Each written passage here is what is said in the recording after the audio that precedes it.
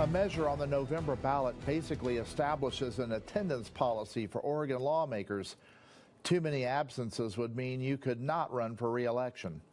Cathy Marshall takes a look at Measure 113.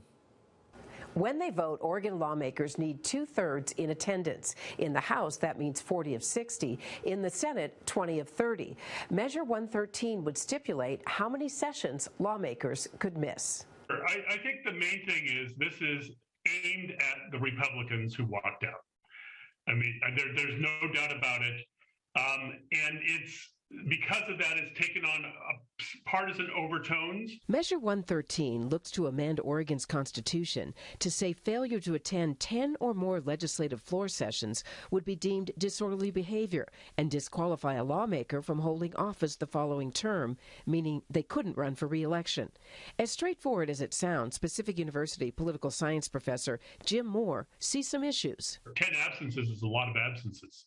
And it says it has to be an official absence. What's an official absence?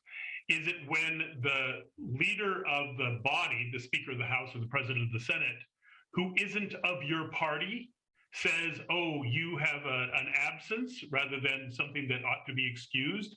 It gets partisan pretty quickly there. What happens if people walk out when the legislature only has 9 days to meet? The history of walkouts in the Oregon legislature includes February of 2021. Republicans in the Senate were absent, saying the governor ignored proposals related to COVID.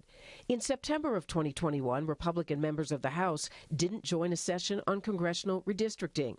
A year before, in February of 2020, 11 of 12 Senate Republicans didn't attend the session because of a bill to cap greenhouse gas emissions. Cap and trade also caused a Republican walkout in 2019, with the governor directing state police to find Republican senators.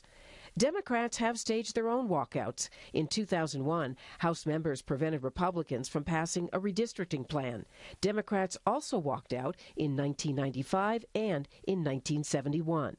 Interesting thing to me is that the main walkout that took place over cap and trade, it turns out the Democrats didn't have enough votes to pass it anyway. It was going to fail, and the Republicans knew that when they walked out, but they walked out anyway. So the walkouts became more of a PR thing than they became a practical way to stop legislation.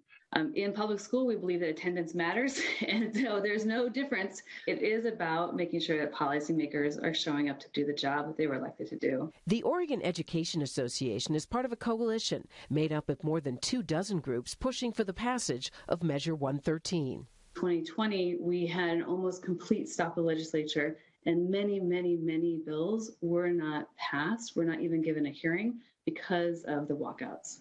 And if our students don't have homes, if our students aren't coming from families that are feeling supported, they don't do well when they come to school. There appears to be no organized effort to defeat Measure 113.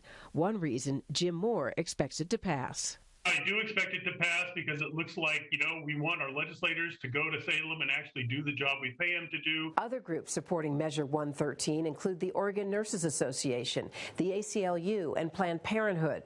Right now, the policy for absences is determined through a vote once a year in the state House and Senate. Cathy Marshall, News Channel 21.